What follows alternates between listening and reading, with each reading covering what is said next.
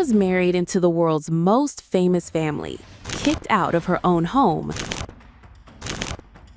and now she's reportedly shacked up in an 8-bedroom Swiss chalet with the ex-boyfriend who never really left her life. This is the story nobody in the palace wants trending, but it's blowing up anyway.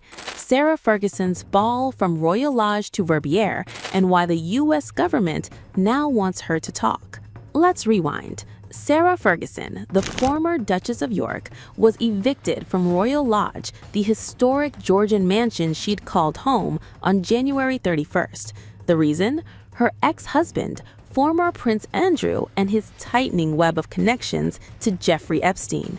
Since then, she's basically vanished from public life. No red carpets, no big appearances, just silence.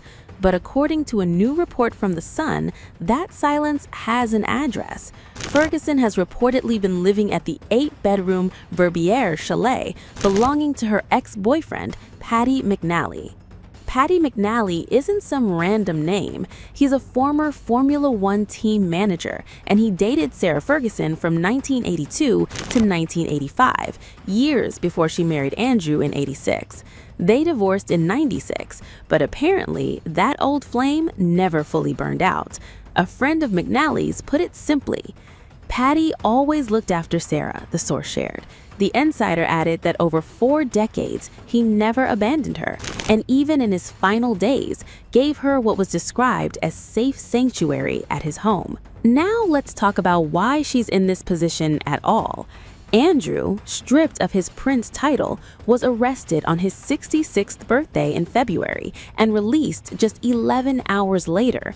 He was accused of misconduct in public office after allegedly sharing confidential information with Jeffrey Epstein while serving as a UK trade envoy.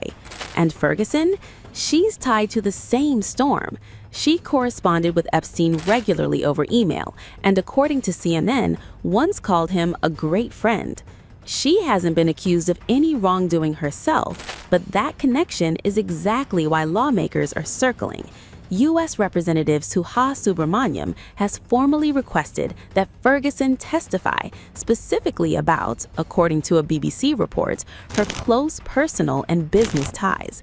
That's a big ask for someone who spent the last several months trying to disappear from headlines entirely.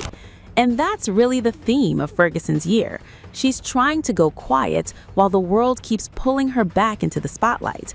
A friend told People just one day before the Verbier report broke, Sarah is keeping a low profile. She's reportedly staying close with her daughters and waiting on news of Princess Eugenie's baby, a quiet family moment playing out against the loudest possible backdrop. So here's where it stands. No home, an old flame chalet, an ex-husband scandal she can't escape, and now Congress at the door. Sarah Ferguson wanted a low profile. Instead, she's the story everyone's talking about. Is this the quiet exit she's hoping for, or just the calm before the next headline?